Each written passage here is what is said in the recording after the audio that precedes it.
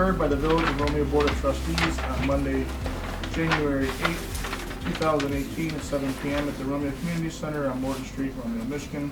Purpose of this hearing is to hear comments, written or oral views of citizens concerning community development housing needs. As required by the Housing and Community Development Act 1974 as amended, the Village of Romeo will receive Community Development Block Grant funds for the fiscal year of 2018 from Macomb County Urban County Program. Federal guidelines require the maximum priority be given to the activities which primarily benefit low and moderate income families or which aid in the prevention or the elimination of slums or blight. A variety of projects are eligible for the community development funds. Citizens residing in blight areas or lower income persons are encouraged to participate. Is there anybody here that would like to comment? Yes, sir.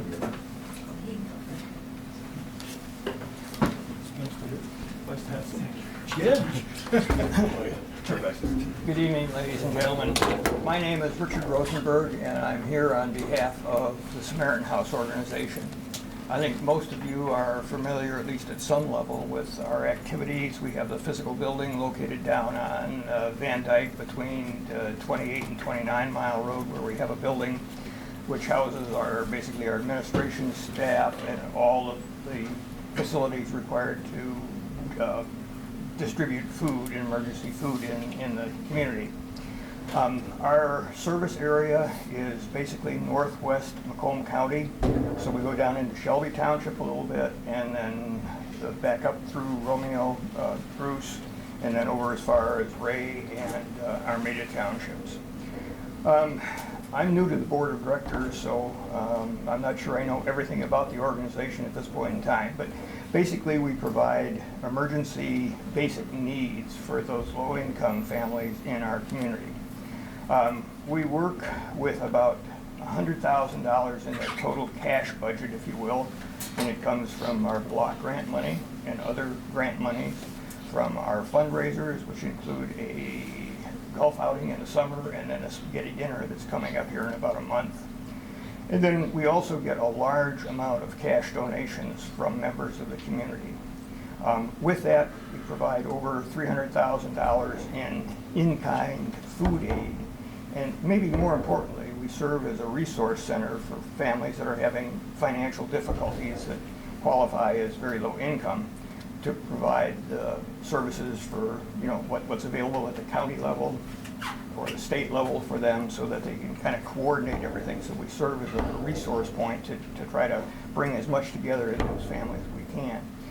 Last year, we served about 270 families, of which 30% live in the Village of Romeo, so that's why we're here tonight. We're very much a volunteer organization. There are only 3 part-time staff members, an executive director, and a couple support personnel. Everything else is volunteers. We involved something like 900 volunteers from the community in all our activities last year, and they provided just under 10,000 hours in community service to make all the distributions and the collection of food and so on. And you know, obviously, that we're out collecting food all the time. So the amount of food we collect is on the order of about $300,000 that's distributed. And so that goes out at least monthly, and then there are special packages, of course, for Christmas and Easter. Provide backpacks for kids going back to school. Something like 250 of those went out this year. And then, the general aid that goes to people is, providing that extra food. And then, there are occasions where people are behind in their rent and they need to get rent caught up, and that'll be covered. Not much of the money goes to that, but there are things occasionally, if somebody's furnace goes out in the middle of winter, they don't have the money to pay for it, or they get it repaired, and so there is a little bit of that, but that's carefully monitored in terms of what we do. So anyhow, we have a request for you in terms of $2,000 this evening. I understand that exceeds the monies available, so I understand the situation there, but certainly would ask that you continue your kind support of us in the past and in the future. So any questions, I'd be willing to answer those. Do you deal at all with the bricks and mortar portion of this block grant dollars as far as home repairs? Not as far as I'm aware. I've only been on the board about 8 months, and so I don't know that I've seen any situations. You are a 501c3, right? Yes, Okay. yeah. So you're not set up for that aspect of it as far as, I can You know, answer that for you. Pardon? I can answer that for you. Okay. Now, as you can see noted later on here in the agenda, how it's broken down, they are requesting just for monetary amount as a service organization for that. Now, if they went to ask for capital project type of monies that are allocated at the bottom of your sheet there, that's a whole different way that they can do it. But they're more on the this is for the service organization portion of it. so all of our applicants basically are for the service That, funds. yes. We have, is there anybody out there that wants to do the bricks and mortar portion? Or Well, they haven't- that's why we can get to that. Okay, I'll wait on you. Yes. I think other organizations have been involved in that. I remember back in the late 90s or something, I did something in that area, but Yeah, we have numerous seniors in the area that need home repairs now. you're right. Well, that's more in the line of home repairs, I would say, Correct. than so much capital. To which those block grant dollars are allocated for. Yeah, right. I'm not sure that we've got any, and that's a good point. I don't know what the service in the community is available for maintenance, for senior maintenance of, landscaping, like fall cleanup and things like that. Hot water heater replacement, furnace touches you. Yeah, well, we touched that a little bit, That's- but yeah. I would say from what I see in the paperwork right now, there's not a whole lot of money that goes into that. That's a very unusual event. Sounds like you were pretty close when you started talking about, furnace repairs. Yeah, Zach, well, there is some of that. Zach, what but- they do is they can give them the sheets for the minor home repair. Their location, a majority of that area that they service, is within the small housing, whatever it's called, I can't think of it offhand, that type of scenario. So they can give them the paperwork, they can qualify them for those small home repairs. Any other questions? Thank you for your attention. Thanks for taking your coming in.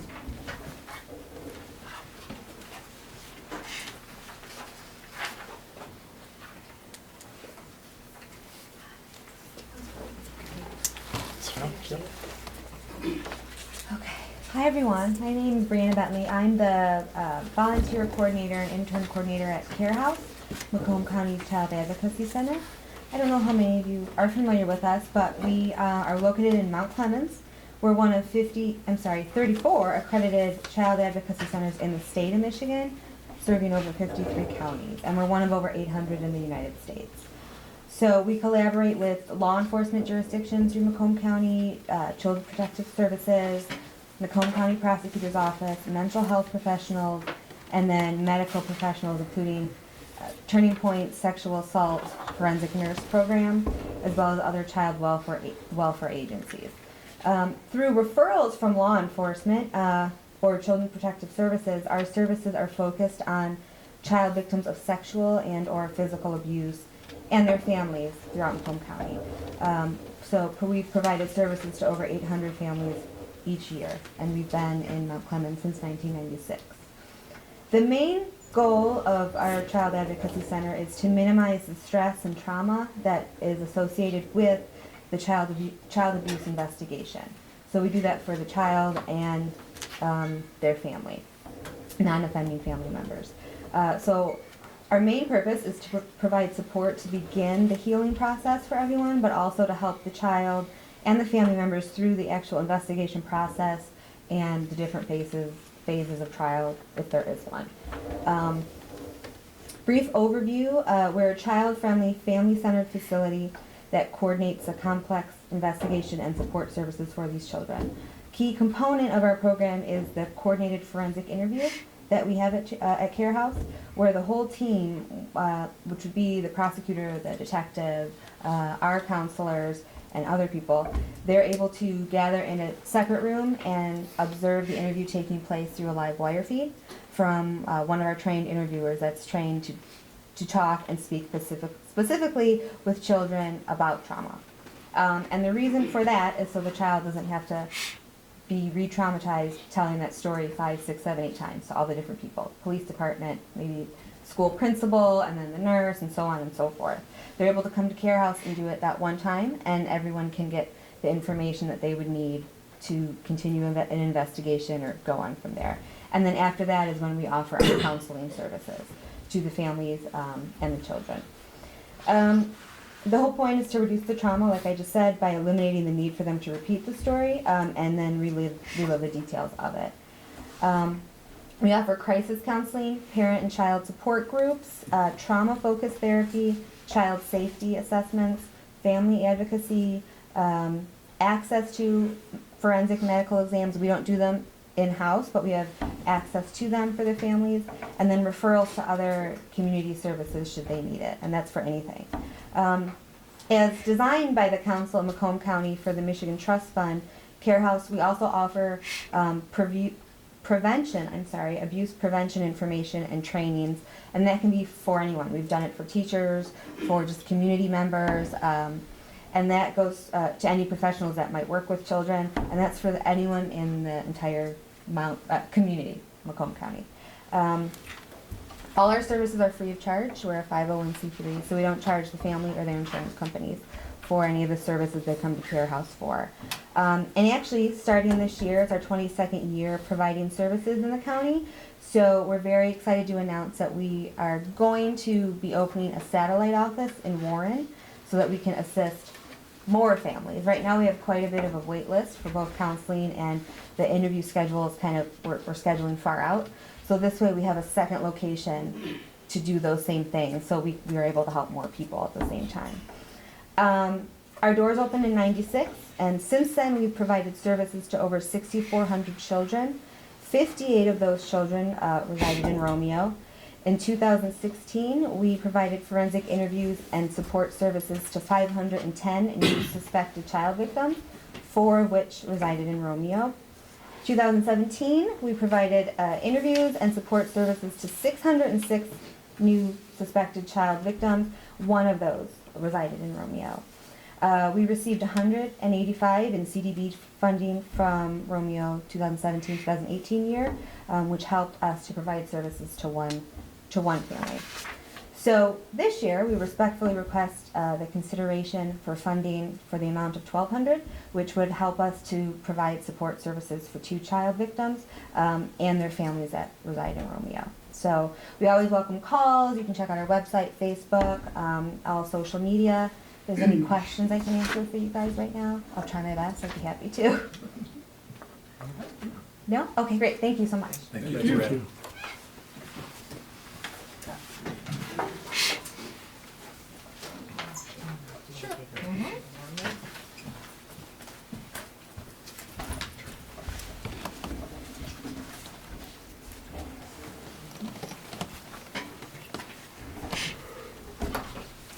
Hi, I'm just passing around a brochure right now that we have, and my name is Ruth DiCarlo. I'm here representing Turning Point, where I'm a resident advocate, and I work in the shelter, and I also work right on the crisis line. We are requesting $2,000 in community block grant from Romeo to assist in the provision of shelters for services for abused and homeless adults and children that are from Romeo. In 2017, we provided services to 20 residents from Romeo. CDBG funds will be used directly and only to provide support services for residents that reside in Romeo who are homeless due to violence. For over 30 years, our shelter has offered an array of services designed to support survivors of violence and to assist them in securing the resources needed to get a fresh start. These services include advocacy, our 24-hour crisis line, support groups, medical support, skill building employment, and housing search, as well as we have case managers that work right in our shelter. We are particularly proud of our shelter's children's program, which provides emotional support, education, safety planning, child care, and recreation for young people in shelter from birth to 17. Our residents are provided 3 meals a day. We give them personal needs when they come into shelter. And then we have a secondhand store that they're able to go down there and get clothing for themselves and their children. The children's program also has a very successful summer camp. We have a counselor that works right in the shelter, as well as we have counselors outside of the shelter. We have court advocacy and civil legal assistance. Per the federal guidelines for the Community Development Block Grant and per the priorities of housing, homelessness and community development projects are a program response to the national objectives of benefiting low and moderate income families and responding to other community development needs that have a particular urgency, such as working to provide immediate safety, support, and advocacy to victims of domestic violence and sexual assault. Instead of standing here asking you for funding support, I would rather be here to inform you that there is no longer violence that is in Romeo or in Macomb County. But unfortunately, our 24-hour crisis line and the fact that our shelter is full most of the time does demonstrate otherwise. Turning Point's commitment to ending domestic violence and sexual assault cannot happen without the support of our community. So please help us to maintain this crucial support, supporting the continuation of the grant funding, and I thank you for your time. Does anybody have any questions? No? Okay, thanks. Thank you. Anyone else? Do you have anything back there or no? No. Closing the public hearing, and now with the regular scheduled meeting. Please rise for the pledge of allegiance.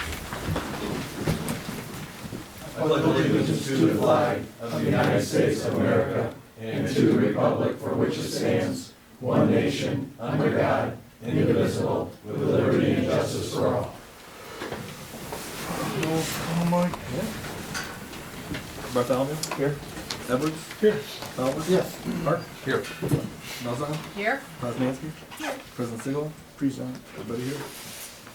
We got a motion to approve the minutes from, I don't know the exact date in front of me. I'll make that motion. Second. Any discussion? I have one item that I need to bring up on page 2 under old business, item number 2. The last sentence where it says no other trustee of the Village of Romeo has a problem with the minutes, but that was not true. I expressed my concern as well, in agreement with Bob's discussion point.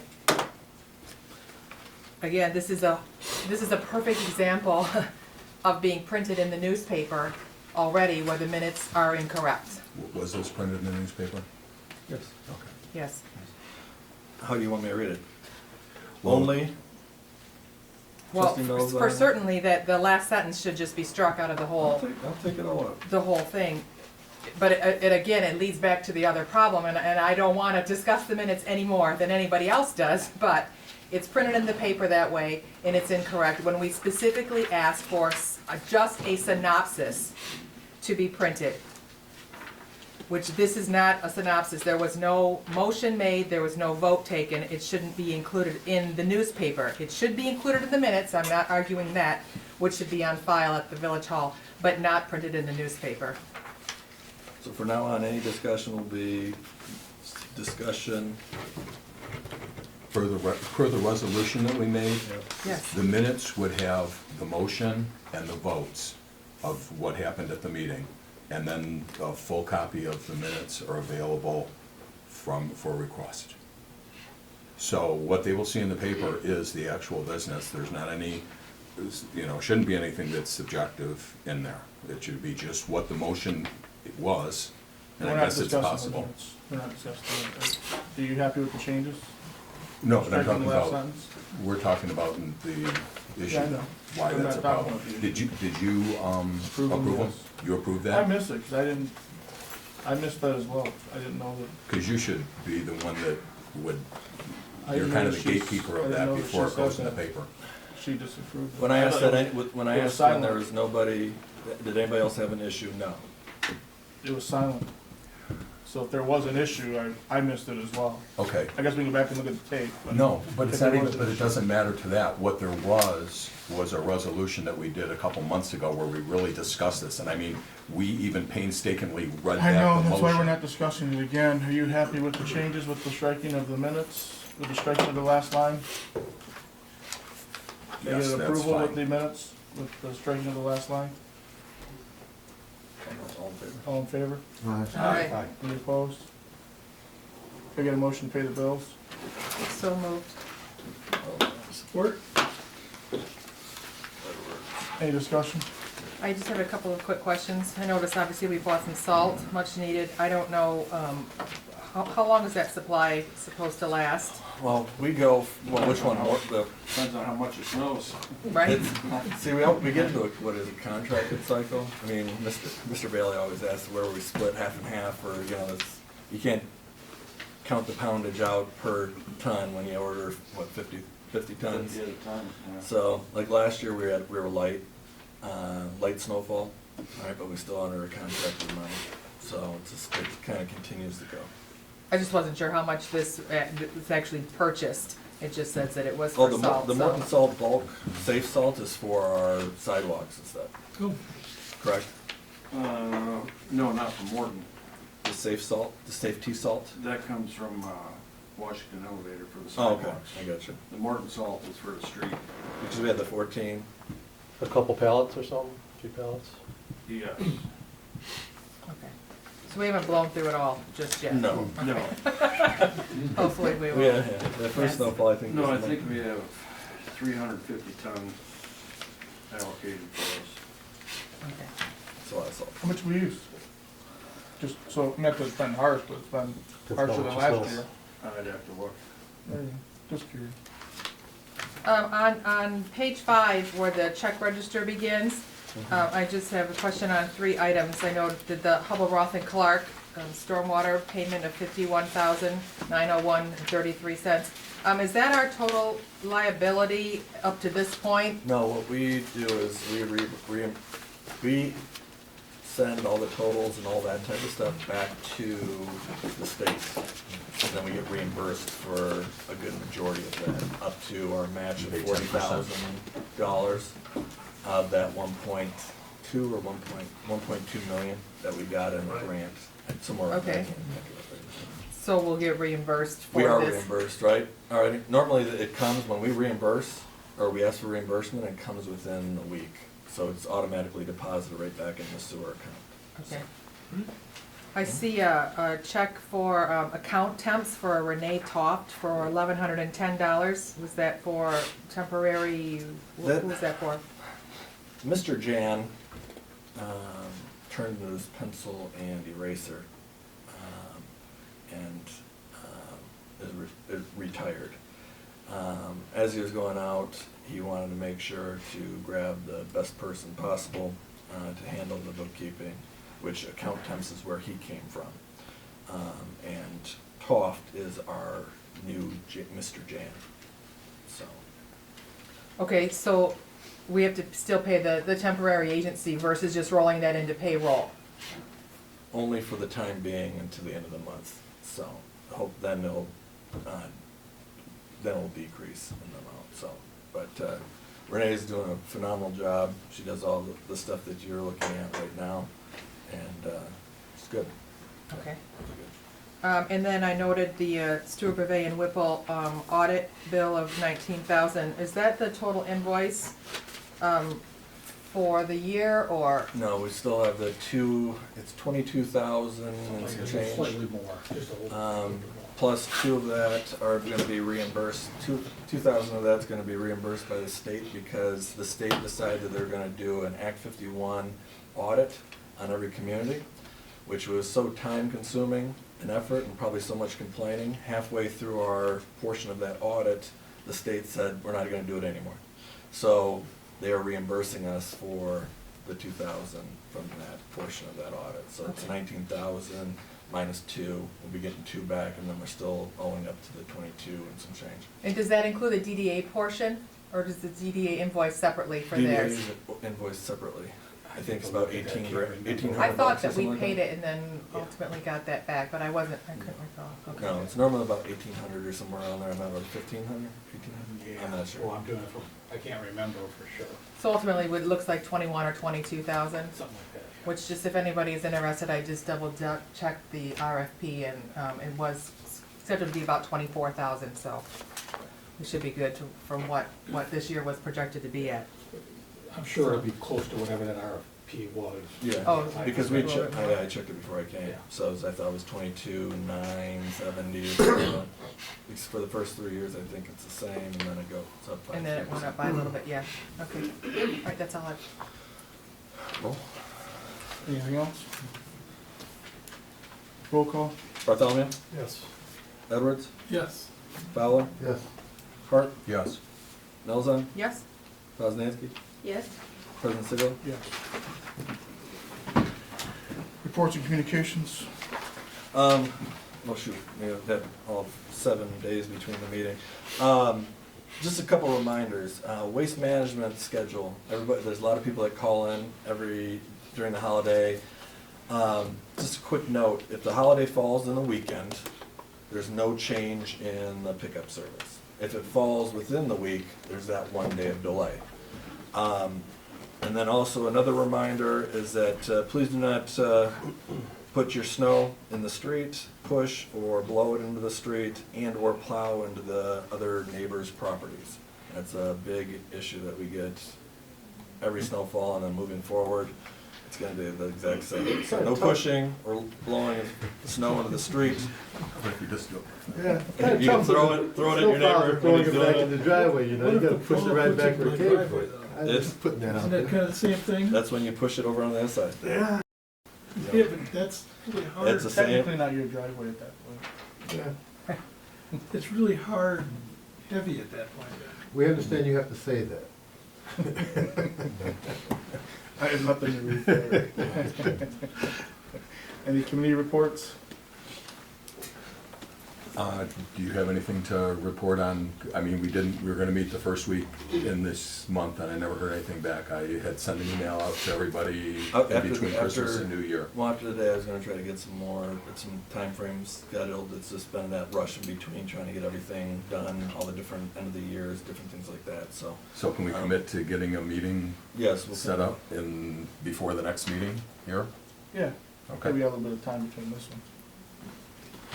The fire ALS committee Yeah. is, I guess time is up, so Mike and I have to get together to. Yeah, me, Ed, and Edwards and Tad, we'll get together So we and then ask for some information, so we'll get that. just to let you know that it's that time again.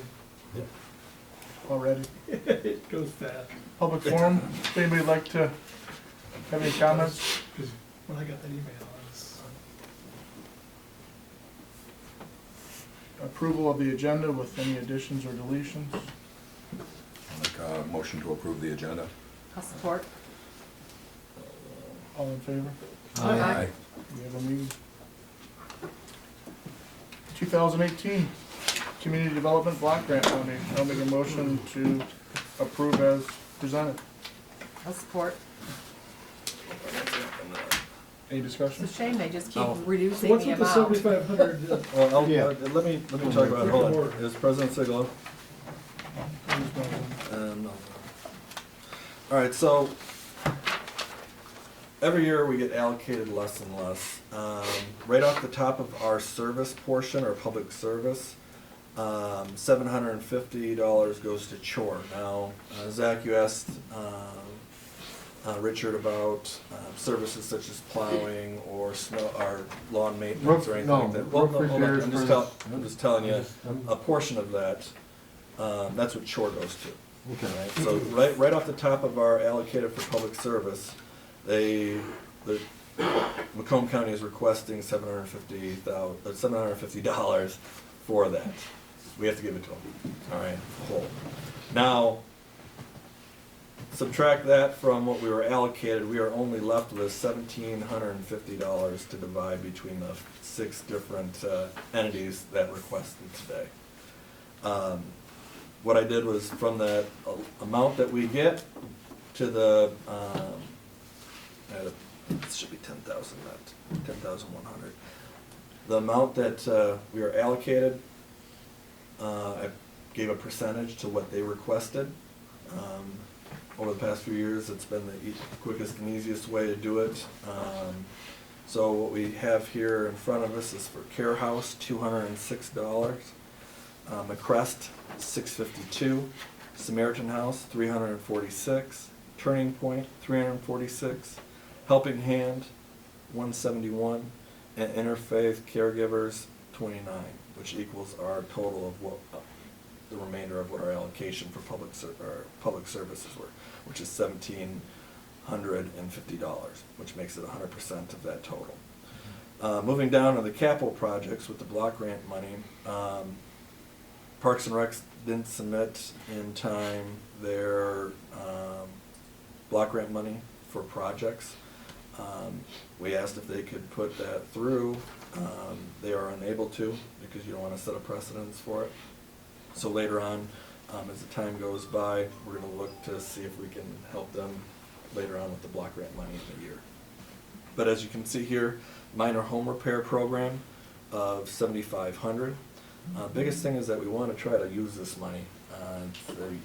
If we don't use the money, especially going to these block grant meetings, if you don't use it, you lose it. Yeah, you lose It's the it. same thing over and over again. I have a question for you, But- just a fresh thought here.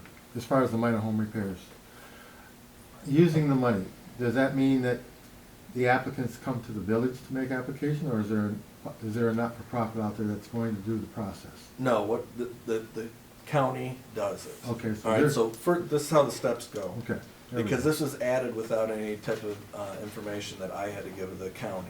The county said, hey, why don't you try to work with that minor home repair program.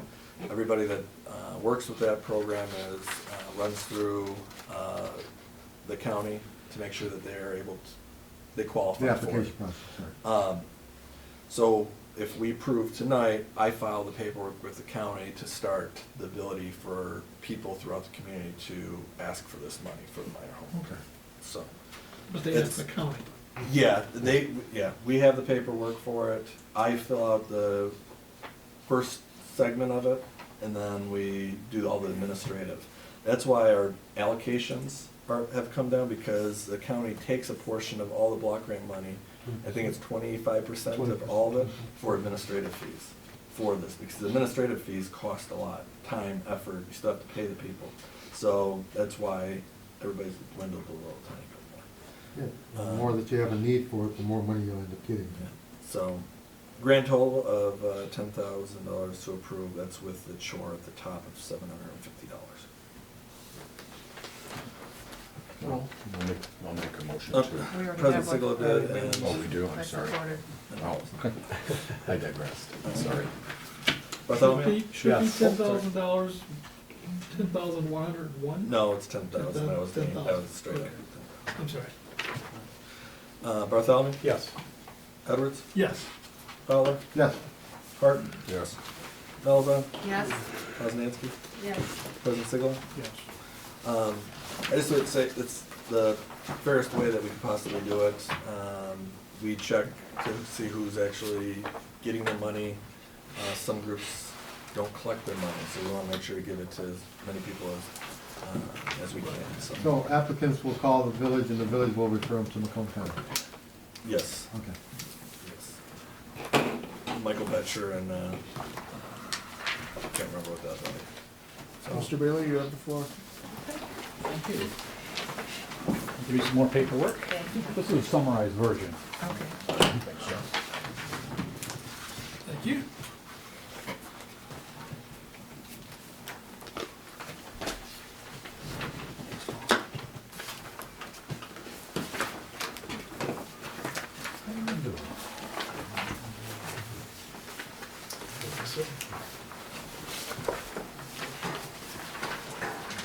Okay, I think everybody got a copy of the audit report in your packet. I see kind of the maroon covers circulating on your desk. As you know, you contract with our firm each year to do your financial audit. Everything went very well. I'm here to go over some of the numbers with you. I think you'll be happy with some of the numbers. The fund balance is up quite considerably, and we'll talk about that. As you know, we spend about a couple weeks out here.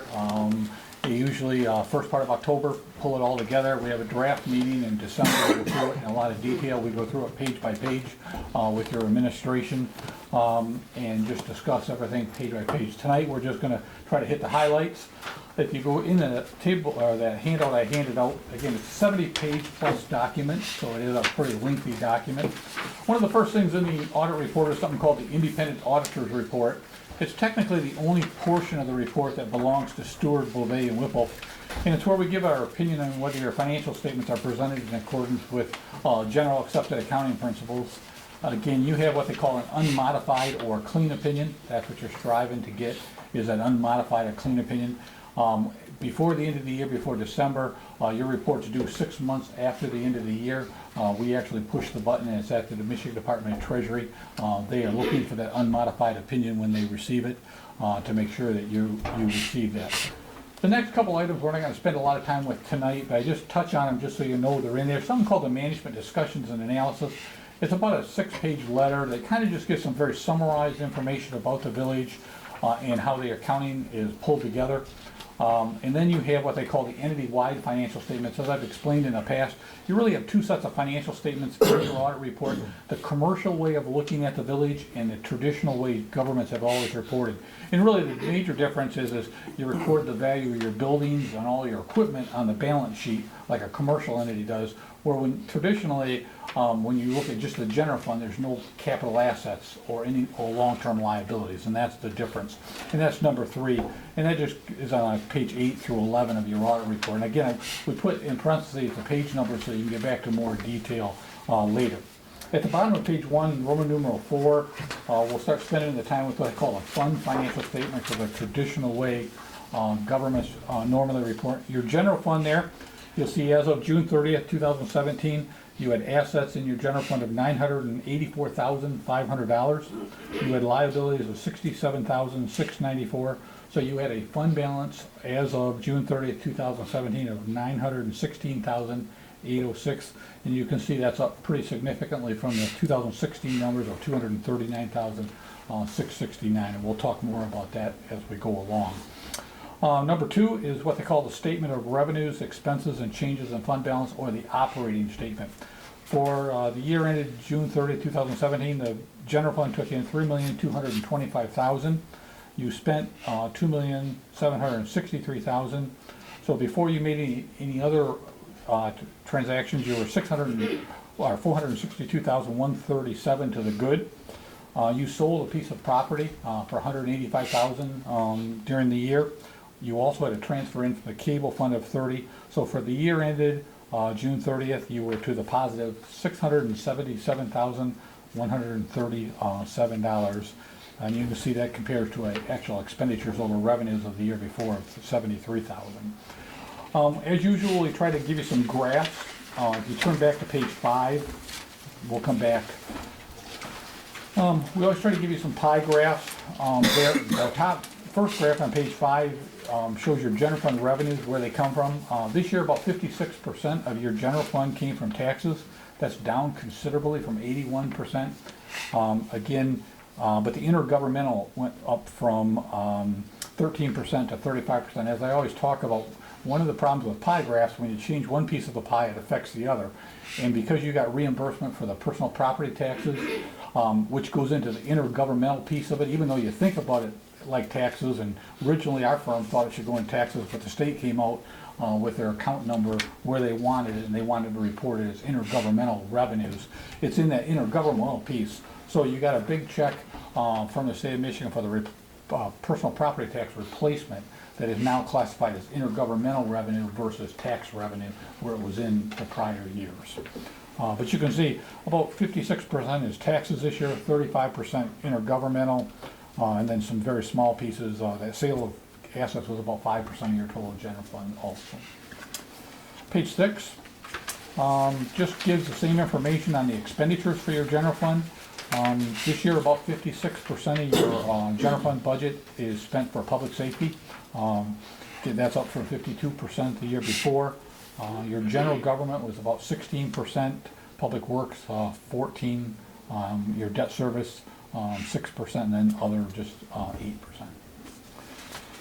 The final bar graph there on page 7 shows a very good trend.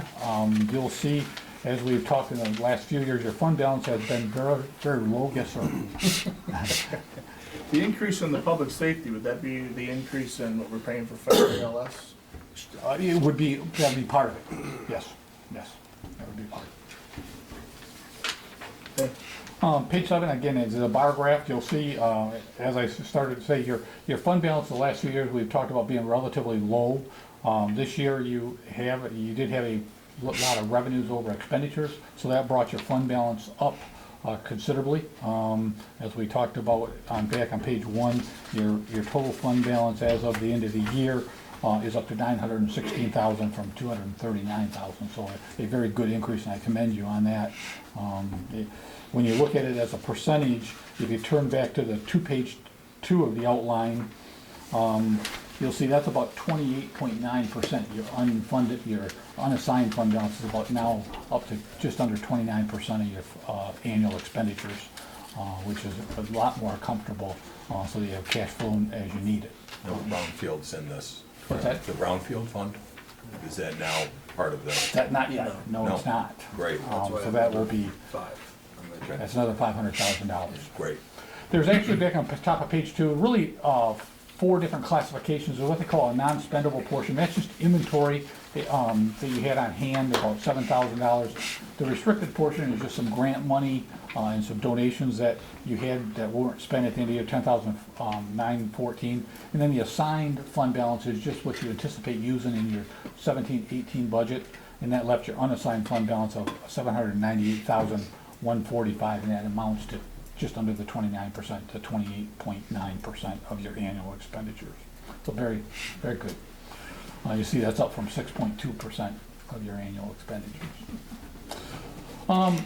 You also have a number of other funds that are used to account for activities right there on page 2. They're called, some of them are called special revenue funds. You can see your major street, your local street, the municipal street, your cemetery, and your inspection and cable fund. Your major street had revenues over expenditures of $32,510. The local street was to the good, positive $89,017. The municipal street used up $47,243 of their fund balance, basically transferring it to the local and major street fund. The cemetery had expenditures and transfers over revenues of $23,556. Your inspection fund was to the good $6,398, and your cable fund was to the good $47,502. There, number 2, analysis of fund balance, we just list the fund balance as of June 30th, 2017 and 16. You can see the major fund had an ending fund balance of $154,977. The local street, $121,353. Your municipal street, $14,240. Your cemetery had a fund balance of $138,623. The inspection, $63,126, and your cable fund, $101,983. You also have what they call a capital projects funds. They had this year, the only activity was about $38 of interest, and that brought the fund balance in that fund up to $33,615. On the top of page 3, you also have what they call enterprise funds that are used to account for some activity. Your water and your wastewater fund. And it goes through a lot of calculations. If you look to the first double underline, you'll see your water fund kind of on a cash basis. Basically, it was to the good $149,223. Your wastewater was really negative $10,861, but almost a break even. So in total, those two funds was to the good $138,000. You've been slowly bringing those revenues up, and I commend you on that. That was necessary. Your working capital for each of those funds, what everybody always asks me is, well, how much would I have available to do a short-term project?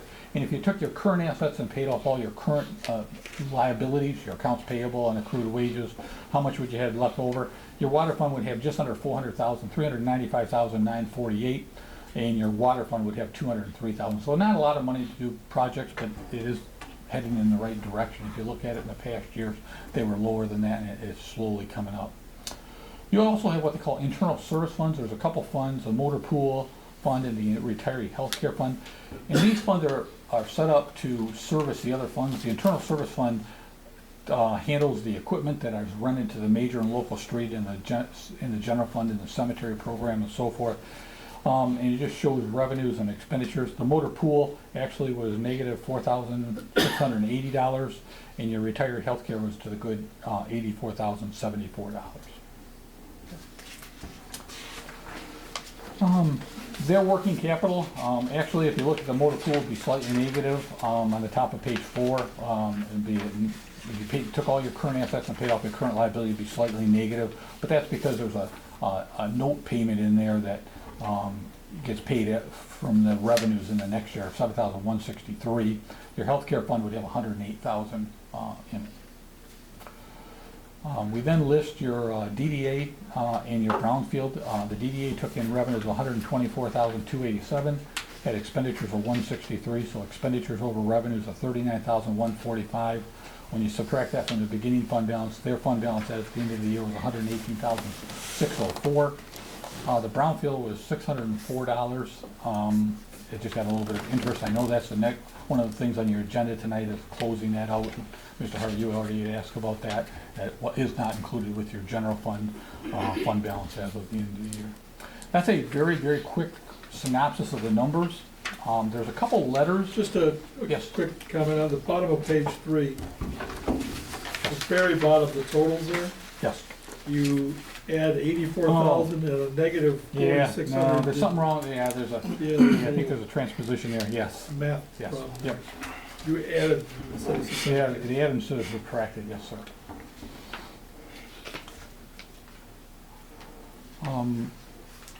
In addition to doing the audit of the numbers, we come in and we audit all your numbers, but we also spend a lot of time looking at your accounting process to make sure that there's a double set of eyes, see everything. We will pull a sample of checks, we'll tie it to the invoices, we make sure it's on your board packets, that you approve it in your agendas and things like that. And we spend quite a bit of time. If we become aware of any material weaknesses, there should be 2 letters attached to your report. The first letter is called the Independent Auditor's Report on Internal Control. This is technically the major report, and if we become aware of what we call any major weaknesses, we're required to report them to you. The only thing we have on here is really a technicality. I've explained it in past years. Back when Enron and everything was going on, they come up with this idea that all entities should have somebody on staff that can draft their financial statements and all their notes and so forth. Well, it's not cost feasible for clients that we deal with, the size of them. They have somebody, attend all the classes and stuff. That's what you hire the CPA firms for. But that's technically under the accounting standards a weakness. Other than that, we didn't have any weaknesses in your system. You have pretty good checks and balances. The second letter is called the Audit Communication Letter. Because CPA firms aren't required to come to a meeting like this, we appreciate the opportunity to go over the numbers with you, to answer any questions. It just kind of talks about the audit, whether we had any difficulties doing the audit. We start planning the audit usually probably in May, talking to your staff of when we're going to come in, May or June. They start pulling all kinds of data together, and then we schedule the audit. And as I indicated, we come out and spend a couple weeks. There were no difficulties with your staff. Your staff is very cooperative with us. They try to provide stuff as we ask for it, and we appreciate that. We know they got to do their normal jobs as well as try to pull the information for us. And then if we have a couple other things, we always attach it, that if we talk to management when we go over this report. In the very last page, just talked about a couple things. The first one's been there. It just talks about your post-retirement benefits and continue to monitor and figure out how you're going to pay for those over the long term. There are some new requirements out there that reports that's going to be due to the state. Post-retirements, if your assets are below 40% of what you owe, you're going to have to file a report with the state. The form just came out Friday. We were looking at it over today. But what they're trying to do is have all communities report this information to them on a standard report, and then they're going to monitor it a little bit. Closing of the brownfield, as we indicated, that's on your, I know it's on your agenda. Mr. Lee has had some communications with the county that, you know, the project's all done and the money should be redistributed there. And we're just asking that you have a formal resolution to do away with it. And then just a minor things, you have some money that's owed between funds, and just to repay those as you can. Just makes accounting a little bit easier. That's a real quick synopsis of a 70-plus page report that I It was probably could perfect. spend Great job. hours on. And I know you don't want to spend hours on it.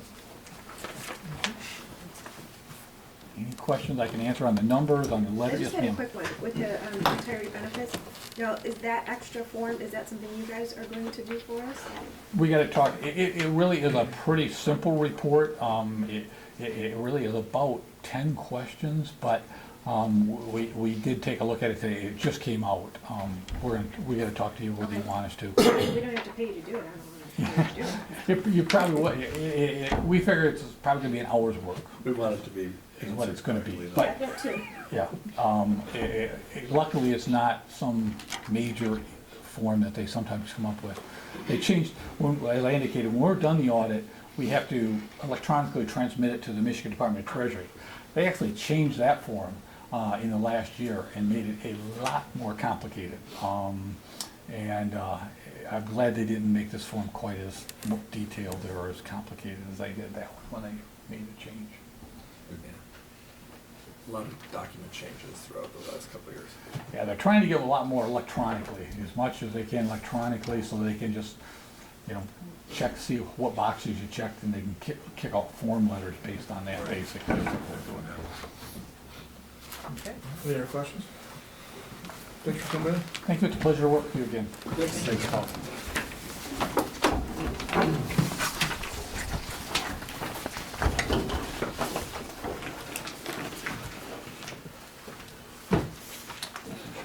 I need a motion to approve the parade resolution. I'll make the motion to approve the parade resolution as presented. Support? Fowler, was that Fowler? It was Bartholomew. Oh, Bart, sorry, Bart. All in favor? Aye. Any opposed? Sorry, I left out the discussion. Not much to discuss. Demolition fines. So I asked for this to get put on the agenda. This was something that was brought to our attention probably about a year ago by the HDC. I wasn't aware of. And just as of lately, I think it's something that we needed to talk about. We had mentioned talking about it, and we never did. So currently, someone can come in, ask the HDC to demolish, they can deny them, we could deny them, but they could still go home and demolish their house and only pay a $500 fine. I think this fine should be more. I don't think that punishment fits that crime. Our houses are valuable. On top of that, I wanted to talk about the demolition by neglect. So somebody comes in, buys a house, buys a property, well, I find a different value to it, I don't find value in that house. Can I take it down? No, you may not. Well, I'll just let it sit there then. See, I'm not being mean to the village, and I'm not tearing it down without your permission, but I'll just let it sit there and fall apart. That's just as rude. And when the time comes to tear it down, because it has been neglected, I think the fine should fit the crime. So I would just wanted to present these ideas and see if anybody else thought we should increase these fines. Well, the fine is $500, and they can't build on that location for 5 5 years. years. So that's a But if you're big not building deterrent. on it, Yeah. if you're tearing it down for the property value, As We don't in care. one case, I know they wanted to let it go and put a parking lot on it. So that's not building on it, but it's putting a parking lot on it. It's accomplishing exactly what they want to do. yeah. The last 4 houses they weren't intended. Well, that's right. Now, truthfully, we haven't had this issue. We've had very respectable people. They've waited until it was approved to demolish. But I'm just thinking going forward, this would stop somebody from doing that. Now, Mr. Clark, the fine for the misdemeanor is $500. You're limited by law as a village or a city, a municipality. your maximum penalty for a misdemeanor on conviction is 90 days in jail and a $500 fine. So you don't really have the lawful ability to ramp up the fines to large numbers to accomplish the deterrence that you want to do. And I think one of the reasons that it was mentioned, the inability to receive a building permit for the 5 years, that was added, I want to say about 20 years ago, maybe. That was, I guess in the scheme of things in the village, a somewhat recent addition. But that was, the idea behind that was to discourage, but it does not address the situation Mr. Edwards mentioned, where if they don't want to build, it doesn't matter. It's not a discouragement to have the structure taken down. But unfortunately, in terms of trying to discourage or dissuade somebody through the criminal justice system, you don't have the ability to increase those fines beyond the $500. Can we change the infraction from a misdemeanor to something more serious to accommodate that? Well, I suppose you could make it a felony, in which case then the prosecution would go to the county, which, again, that's an enforcement decision. I didn't look at, which I can do, I did not look to see, typically a village or a municipality, a city or a township doesn't have the ability to make the violation of an ordinance a felony. You're limited to the misdemeanor designation, which then, as part of that, limits your penalty provision. So I would say, without looking at it, you don't have the ability as a board to make a violation of a village ordinance a felony. So my knee-jerk answer is no, you couldn't do that. So do we even have the power to hold them to the not building for 5 years? Yes, yes. Because you wouldn't, the village office, whoever issues the building permit, would simply deny the permit. If it was requested on a piece of property that had been torn down in violation of the ordinance, the building permit application would simply be denied. Does that go even with transfer of title? Yes, because it goes to the property, not the individual who may have owned the property. It's a prohibition on building on that particular site where the offense occurred, where the structure was taken down in violation of the ordinance. But we still lose a historic home, you know. Some people are willing to wait 5 years, so it's still. Okay, as chairman of the HDC, I'd like to just make a few comments. We've done a little bit of digging into it in different municipalities. There's actually 70 different historic districts in the state. Pulled just a couple of them. I thought I had a few more, but Ann Arbor's with demolition by neglect is really in depth. They're like over 2 pages, and they've got some serious teeth in theirs. They do have a $5,000 fine. They've also got some other clauses in there. It's really pretty interesting. They get into a lot of detail. Traverse City, on the other hand, not so much. It's got about a paragraph. It's not so different than ours, but it probably has a little more teeth than what we do too. So I can give these to you, Mark, if you'd like. Oh, I'd appreciate it very much, yes. Yeah, I thought we had a few more of them too. Is there a difference between the city and a village as far as? There could be. Typically, thank you. Typically, enforcement goes from the top down, and by that I mean the state legislature sets the limits of fines and costs and what can be prohibited and what can't. And as a general matter, a municipality, whether it's a village, a township, a city, can only enforce and levy fines and penalties in accordance with what the state legislature permits.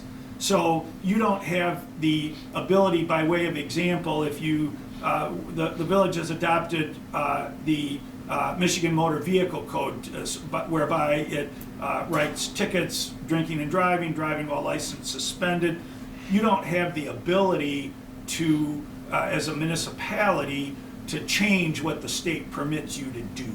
So there shouldn't be, as a general matter, a difference in terms of penalties and enforcement between or among municipalities, but it's possible, there could be. I haven't looked at that, but usually municipalities are treated or for the most part, treated similarly with respect to what enforcement powers the municipalities have. But there could be some differences, and I can look at that. Based on what Skip has given me, I'd be happy to look at that more thoroughly and see if there's something that could be done by way of increasing the fines or other penalties. So the table until next month after you get a chance to read it then? Well, whatever the council's pleasure is. I'll mention a couple other things, some related to the law and some more of a practical matter, starting with the law. You have adopted, the village council has, and it's among your ordinances, you have adopted the Michigan Property Maintenance Code, which is published and adopted by the state of Michigan, which requires that homes be safe and secure, and the village has on occasion enforced that. Mr. Siglow's family has experience with that on the North Main Street property. That issue arose with respect to property owned by the Methodist Church. Also, reference was made to the piece of property that the Lions Club owns. And so you have the ability to have the property be secure. You can't have broken out windows, you can't have a crumbling foundation. You have the ability to cause a property owner to make the property structurally safe. But structurally safe and something that's maybe habitable or something that is more extensive are not necessarily the same thing. So I could have a structurally safe home or building, but it might not be habitable. You might not be able to live in it, but you go by and it's not open to the elements, it's not falling down. You don't have, under the property maintenance code, the ability to get inside and say, you know, your floor is slanting, and unless you jack it up, it's going to slant more, and eventually you're going to have a problem. Your property maintenance code, while it's designed to be preventative, it really is more a reactive type of an ordinance than an active type of an ordinance. But you do have that, and it's been applied and enforced before, which gets to the practical is some of these things are just a matter of somewhat scarce resources. You don't have a full-time code enforcement officer. The police department, one of the officers acts as a code enforcement officer in addition to his or her other duties or responsibilities. There are other things you could consider. This may or may not be a popular idea. It often occurs in college towns, Ann Arbor, East Lansing, Mount Pleasant. These communities oftentimes have an ordinance that relates to rental units because they have a lot of transient residents. And so these ordinances allow or require property owners to come in and get a permit to show it as a rental unit, and then there are inspection provisions, and so these things tend to be more toward protecting the tenant than it is just to perpetuate a historic structure. But it's possible, at least with respect to rental units in the village, if you had such an ordinance, that might be a step toward preservation. I can tell you, as a practical matter, property owners aren't terribly thrilled with those types of ordinances. And again, you may have an enforcement issue with respect to just people hours in the police department to be able to administer it. And so that's something that may or may not be a good idea, but it's something that you could consider as you have these discussions about what you want to do. So if someone has been cited for neglecting that ordinance, and served notice, obviously there's a due process, they have X amount of days to correct it or seek a different resolution, but instead of doing that, they choose to just demo the property. So is there a fee or a fine that can be associated with neglecting the original notification of violation? Or is it possible to add ordinances to our books that would say, if, you tear it down, that's one violation. If you, well, I don't know, alter the foundation, that's another violation. If you, I don't know, can you build a list of violations on tearing a house down without just, You it's gone? can, but you have to enforce those things as they occur, and that's why I mentioned the adoption, which the village has done, of the property maintenance code. You really have something like that in place already. And so there are, and the village has prosecuted people for it. Tickets have been written, and the village has prosecuted property owners for it. So if it's observed that, well, there's a foundation that's crumbling, and contact is made with the property owner, fix your foundation, the property owner doesn't do anything, there's a citation issued, they're prosecuted for it, and that is addressed. So you have the ability to do that now, but you have to do that as it occurs, so that if you get to the point, and when I say you, the village, if the village gets to the point where they see a structure is crumbling, or it's going to be difficult to save it,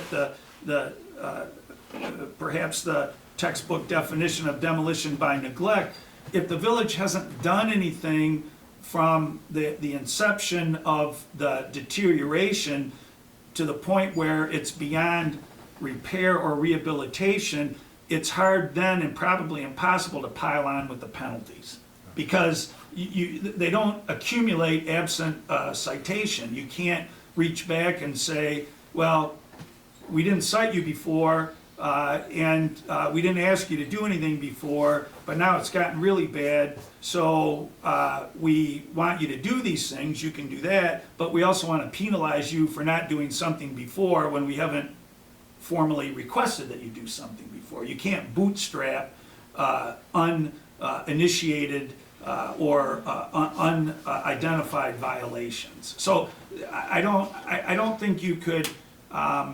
I don't think you can pile on, so to speak, but you can enforce on an incremental basis as the deterioration is observed. Hey, your window's busted out, fix your window. Your foundation's crumbling, fix your foundation.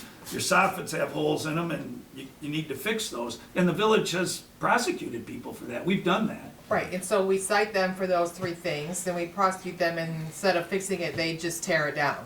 So do they still have to pay the fines for the three items they're being prosecuted for, and the $500 demo? Yes, if they are prosecuted and they're found guilty, because as you mentioned, there is a due process component to it. Everybody's presumed to be innocent until proven guilty, and you have to prove them on a misdemeanor guilty beyond a reasonable doubt. If they're found guilty, then yes, they were responsible for that initial offense or offenses.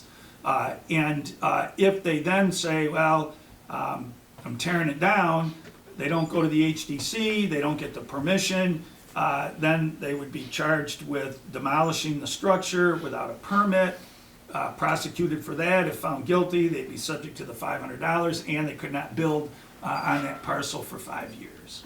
So currently there isn't any citations that were given to the Hunts Financial Group building. I know Skip called and said that there was a citation that they received. Yeah, that's what I was There was told, not that a there was citation that was given to them. Maybe 10 years ago there was, but not anything right now. Were they We have given a been waiting. notice though? What's right? that? They were given like a notice, They were gave given 60 notice. days to... Trustee Bartholomew filed a formal complaint with the village office. We've been working with them on it, not the people that you talked to or wherever. The management company, their management personnel, because they're looking to put it through the HDC for demolition. So that has not hit the village office yet. I know Skip added on Friday discussion about what this Hans Financial building, is that what it is? What did you put as a discussion point or update Oh, for the HDC meeting? Yes. Yeah, I wanted to give our committee an update on the meeting that I had with Hans the other day with their senior vice president. So. Because what's happening with that, I mean, I would just even, No, you guys been working with yeah, I Skip just, on it, so yeah, what's scoop? to give you a little history, I mean, I was involved with that house back in like 2010 when they were first denied, and being on the DDA and working with them. Since then, you know, the two homes that the Lions have torn down, and then Christine and I were in the ones that the church had. We went into the building, and it was raining out a little bit. There was like a garden hose of water running inside the house, and there was about 3 feet of water in the basement. At that point, it was the demolition by neglect, and at that point, there were some citations that were put out or to do some corrective, and they had to actually patch the roof. Very shortly thereafter, within a year, I think, they got the go-ahead to go ahead and tear that down. So that's the ones that I've had experience with. In talking to Lisa, who's the senior vice president, she had said that, you know, they've been unsuccessful in being able to sell it. You know, they'd sell it for $1 and they were gonna pay half the cost to have it moved to some different properties over the years. And at this point, they're looking at that they will just tear it down and pay the fine and, oh well. But she did say that she would be willing to look at an option to where the home could stay on that property and work with somebody, that there was somebody that wanted to partner with that, and it's possible maybe the DDA could work with them and make a resolution. So I don't think that was the case before. She did mention that it was for sale at some point where it could have stayed at that location, but I don't remember that. Any meetings I had back years ago, it was only to have it moved, and what they wanted to do was just put some shrubberies around there and use the parking spaces. But in our discussion, she said she would entertain keeping it there if they don't want to be a landlord, they don't want to do anything from that. But it would be if they could find it viable. They said the costs initially that they went through to fix the foundation and all of that type of thing was like $120,000, which they weren't interested to doing. But then they were saying that, you know, they might sell the building for, you know, $1 or whatever that might be. I thought the foundation was probably the best part of the whole building. Oh, I know, it's beautiful. I'd hate to, you know, the best choice would be if it could stay where it is and be used. Second best would be if it could be preserved and moved to another location, but the last would be it being torn down. And I think that's where we're at. So the time's kind of quickly, they've kind of calculated the fact of maybe negative PR that would come of this, and willing to do that. The fine, even if it was $5,000, wouldn't make a difference in that kind of case. I mean, No, but the misdemeanor charge against the president of Hans Financial would go over real well. yeah, no, it'd be bad PR, but, you know, so, but there is a light, there's an opportunity that if we can work with something, and I keep looking at Megan because of the DDA and you being on the DDA, being within the district, there's things that the DDA could do to put something like that together, and I think that could be. What they need to do is put 5 more commercials on that paint Oh, I know. puller offer. And I know, I know, You know? I know. I mean, it's just, I mean, it's, everybody's like, oh, wow, look, and it's like, oh. And that was a person that, was, the company that was doing that was going to move the house, they had plans to move it to Powell Road where they were, and they were gonna use it for demonstrations and whatever, but that had fallen through. So, that's the hope, is that they would entertain an option to where it could sit where it's at and be utilized, you know, purchased by somebody to be used, so. The second option too would be to, and I've already given her the name of Richard Fay and his phone number, with his property that burned down over on First Street over there, First and Benjamin. You don't have the issue with the power lines that you do trying to go down Main Street with the structure. It's more through the back roads, and he may be interested or he may not be interested. Richard, associate or partner, did come in front of the HDC, received permission to demolish that structure. I mean, it's pretty seriously fire damaged. His intent at this point is just to leave that a vacant lot and sell the vacant lot with the barn behind it and let people build what they want. So if you can get this house for basically free, I don't know what's entailed moving it down there, but you might be able to put a foundation on it, a crawl, and get it on there and, turn some money. So I don't know if Richard is interested or not. Lisa's reached out to him, I haven't heard anything back. They would pay half the cost to move it, Yeah. so, and give them the building for $1. But it's another good example of, hopefully the HDC is gonna be able to meet this year and take a look at other communities' ordinances and really sort of look at beefing ours up, because we Yeah, need to this have was boards the that first- are, We started to look at the demolition by neglect thing, and thanks for bringing it up. right. I thought I had a few more different examples, but I couldn't find them, but we'll do a little bit more looking. But, the last time we brought up the thing of changing that ordinance, it wasn't met very well by the public, so. Well, no one wants to be the bad guy. Right. But yet no one wants to look at a house like that, Oh, exactly. yeah. every time I walk past, I think, why doesn't somebody just take the gutter down? Why is it flopping there, The neighbors have to look at it. Mhm. Everybody who pulls in that parking lot has to look at it and go, what? Yeah, why is it like that? And the whole historic thing, that's Romeo's brand, I mean, that's what we have, Right. the old houses. They and weren't that even thing. keeping up the sidewalks. I had to ask Mike to send them a letter, get rid of the weeds without covering the whole sidewalk. Yeah. But they bought it 7 years ago, so 7 years, we've been watching that, so. There's only a few houses left in Romeo that need to be torn down. There's not dozens, I can think of 5 or 6. Well, that one didn't need to be torn down. No, it was a beautiful coffee No, shop. someone was Well, if the living footing's there. bad, it didn't happen in the last 7 years. Because the roof's not leaking. Well, that Right. answered my question anyways, Mark, if we had free reign or. And may I have these, Skip? Oh, These- absolutely, Mark. All right, thank If I you. can find the other ones too, I'll get them Yeah. over to you. Mike, do you want me to send those to you I'll just grab a electronically? copy of his. Okay, because I've got them, so. Yeah. So I don't know if we need to table it or just, Well, I'd like to hear what the get answer an is update.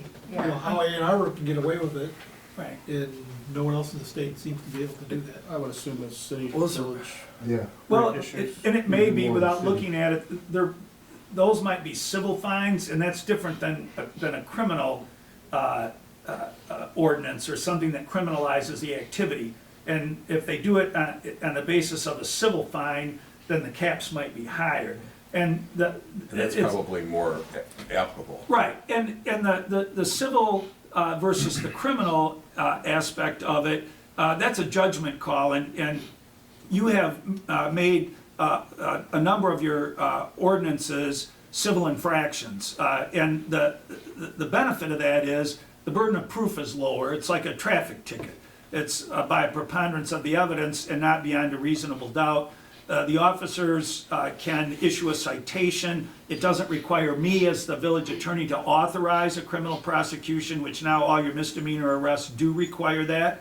And so the civil infraction or civil penalty, it's oftentimes easier to administer, but as Mr. Lee alluded to, there's sometimes greater persuasive value in a misdemeanor ordinance because people don't want a misdemeanor conviction, however innocuous, on their record. It's somewhat of a stigmatizing event. And so sometimes the threat of a misdemeanor carries greater weight than what other people view as just, well, it's a traffic ticket, I'll just belly up and pay it. So like, it- if somebody's got the money to cough up, say, 20 grand to tear down that place and build a new thing, or any location, a civil infraction is just really a fine. It's a cost of doing business. That's it. So it's Right. like, it doesn't mean anything. Right. Unless you make it so painful, if you were to do it a percentage of the SEV, Just whatever ends the up- taxable value is, it why, ends up being limit it to, I would just think that just look at all possibilities. Yeah, Whatever we can. and I'll definitely do that, and I just suspect that the size of the fine that's permitted or required in the Ann Arbor ordinance, I'm guessing it's because it's probably a civil infraction as opposed to a misdemeanor, but I'll look at that and. If we can hear back about it. Yep, next week, that'd be absolutely, great. yep. And if we can help the Thank you. HDC, put together some other ideas, you just reach out to us again, and I think Nathan and myself, Megan, I don't know, Bob, we all attended that workshop, so, yeah. Okay, appreciate it, thank you. Yeah, well, near and dear to my heart. Brownfield redevelopment fund. So pretty much we're just gonna close out the brownfield and I'll work with Stuart Van Whipple on the breakdown because there are restricted monies within inside that account. So what we need is a resolution to close out the brownfield. I'll make the resolution. Second. Do we have to have a public hearing or anything to do that? I mean, I don't know, was it like the I think they the have TIF to, funds, or, I mean, I don't know how that brownfield No. was enacted. until, Brownfield was, but not the closing out part, I don't believe. Needs to be, just make sure all of the T's are I will crossed. definitely check. The on I's that. are dotted, and So is so, that President Sigel, who's the support? I'll support. Zach did, No, I Okay. couldn't.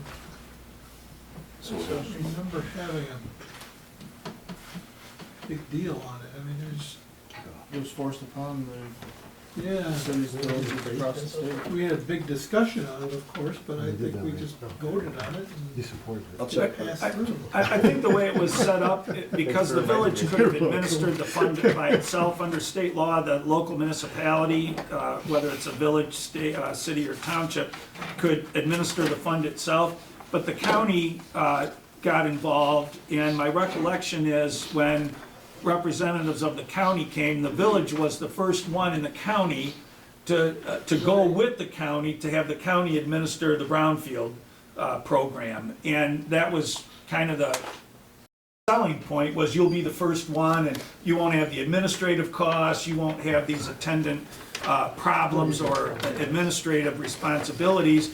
The county will take care of all of it. We'll take care of the collecting the money and paying it out on the proper submission of requests for reimbursement. And I think that was all done by resolution. I think you can close it out by It resolution. was the forced savings account. right? Yeah, right, right. As long as we're good, then That's we're good. good. But I do Well, believe, I think we can close it out basically tonight. I How just about think, the I think it was a allocations, public hearing, because it's just like an IFT or anything like Yeah, that. there's a that we process. go It could have been, So, it but could have been. But I can look at I'll that make sure too. double I- check, no matter what. If you're inclined to do it, just make the resolution, and if you need to beef it up, then I can let you know at the next meeting. And then how will we do the allocation? Some of Okay. it's gonna be, But first of all, we have gotta to find divide out. it between municipal street and general fund. That's the first thing that we have to do. Right. Because municipal streets changed throughout the years. okay. And so did allocations and payments of previous years. You know, we were down by 33,000 from that first year of allocation. There's a little bit more into it. Will you than- give Would us a we whole want- breakdown of that in our next 'Cause report? What I'm thinking too, would we wanna put it in a separate account within the general fund, just to segregate that funds, rather than just put that in there? I mean, we have things that we're gonna be working with budget-wise, and to know that that was, how much money was set aside from what we've been saving, might be good rather than just being, right, I mean, what I think we need to do, and All I, of as it. far as mentioning Paul, but maybe we can bring this up now with Jan, gone, I think more now than ever, we need to have a 3-year budget, so that when we look at this, surplus and some funds, but we know we have some big things that are coming, we need to be looking at what we're spending like the retirement fund may or may not be the right thing to do. We should probably get some advice on if we fund this now, how that brings down, how that invests in there. I mean, I can we answer that really- stuff for you. So I mean, if you, What's that? in As far regards as, to the retirement accounts and all that, so I mean, it's not. well, like the reinvesting. retirement fund, if it's like the 10 million, if we put So- $1 million into that fund, that's going to start accruing, and it's not the best investment in the world, but it's gonna start accruing some money. And if you pay it off, put more in sooner, it costs less over the long. But remember this, and this is where we get in that little stage, all right? The only way that we can consider it as an OPEB account is if we designate it as an OPEB account. That's why we have it in our retirement account. Now, if we start putting it in a fund that can accrue or wherever, or Oh, invest. no, I'm not talking however- about doing that. Yeah. No, I'm just talking about when we Put it in the make, build-up when we account. do our budget meeting. Well, that's where. When we do our budget meeting and we're gonna say, okay, what do we wanna do? Let's finally start paying down this debt. We need to be able to have a longer vision view of our budget before we can sit there and do, just like if it was your home, it's going, hey, we can afford a new car, but, oh, no, 2 years from now, we needed to pay for college, I mean, we need to be able to look more than 12 months in a row. I mean, you know, we're talking about bonding for our roads, you know, there's a lot of things. All I'm saying is now that we have some funds, it's more important now than ever. We've been talking about it for a long time, is putting together the 3-year budget. Jan was gonna put that together and he's gone now. No, it's in your packets every week, every month. A 3-year budget? 5-year, what you guys requested before. Okay. All right. Look, it's like the 7th or 8th page from the back, so then it's in there every month, I put it in there. Okay, but we never went through and did the budget as far, are the roads in there?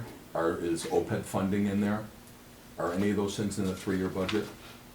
Or is No, it? but look, no, what, our expenses, our expense reports and all of that. Right, and all that? Until we designate, that's what your 5-year budget looks like. Right, and that's just taking and putting inflation and, you know, not putting any. Wage increases, everything. Right, I mean, that's what it is. Exactly. But what we need to do is project with what's coming down in the next year or two. Okay, no, I get that, but all that does, that's not the same thing. That's taking a spreadsheet and adding percentages each year. That, and our taxes go up, all that stuff goes up, our money goes up, all that. All I'm saying is, we need to look farther ahead than 12 months. And I think that's all I'll say. Hey, roll the That's it? resolution. Bartholomew. Yes. Edwards. Yeah. Bowler. Yes? Hart. Yes. Melzon. Yes? Hardinsky. Yes. Sergeant Figueroa. Motion to adjourn. Wait, we have council comments if you don't mind. I just wanted to, you mentioned waste management and the pickup days. Are they under contract, or is it part of our noise ordinance, what time they start picking up the trash? Maybe we need to take a peek at our noise ordinance, and I don't know if that applies We to, don't have a noise Abroad. ordinance, other than be courteous to your neighbors till dusk till dawn, dusk till dawn, or dawn to dusk type of scenario, because you can't pick, especially in your guys' location, or wherever, that stuff has to be picked up earlier before all the cars start getting put into there. The residential neighborhoods are, a good majority of them are within that time frame, since we get picked up. Earlier than 6 or? yeah, they come at 4:30 Well, maybe your dumpster guys on Mondays do. and Wednesdays. Your place? Yes. Well, not mine, down by like town hall, when they start behind Locks Cleaners. And I wondered if that That's was, the industrial guy. Well, I'd probably be more of just asking them if they can do anything, I don't know. 4:30 in the morning is a little, And that early. stuff, but also that neck of the woods is very confined within that location. So, I mean, if you want, 4:30. Yeah. find out Right. find out who it is, and They pick up at my house at 7:42. It's waste management. I felt bad Yeah. for them. It's waste like management. minus Well, that's- 5 out there. This is commercial though. right, but so I wanna know if, are they legally bound to, But waste adhere to some management, sort of, we might have a little leverage with them to restriction. ask them, hey, can you make it 6 o'clock? Is it waste management that's picking it up in the That's commercial what- area? that's- Maybe we can just, you talk to those guys, right, Mike? every week. Maybe you can Yes. ask them, the commercial guys are coming by at 4:30, right. Just I mean, ask it's the them. same thing with snow blowing. I mean, I would think it would be courteous, you don't mow your lawn before 6 o'clock in the morning. What time do you start blowing the snow? And, I mean, I didn't know that we didn't have a noise ordinance. I And just we thought also one- have to get this, you guys know it, when you're going more than anybody, you're sitting out there, we have to make sure to try to maintain the stuff before all the people start working and stuff. So I mean, when they're doing it, when they're on the run, and they're in that location, they're gonna snowball. When's your contracted service coming? Jim from Busy Bee, he comes like 7:30, 8 o'clock. I'm talking about your snowplow people. My husband goes out and does it. We don't have a snowplow Or for what people. about the other locations that have That I don't know. I hear the DPW out there about 4 o'clock in the morning when they're clearing the sidewalks, which, I understand. It's when there's no street parking, so they have a limited bit of time and the They clear the trash. sidewalk. You wanna come down to my house? No, the parks. Motion to adjourn. Second. I'll make it. Oh, who made the motion? 8:27. Yeah. All in favor? Aye. Aye. 8:27. Meeting is,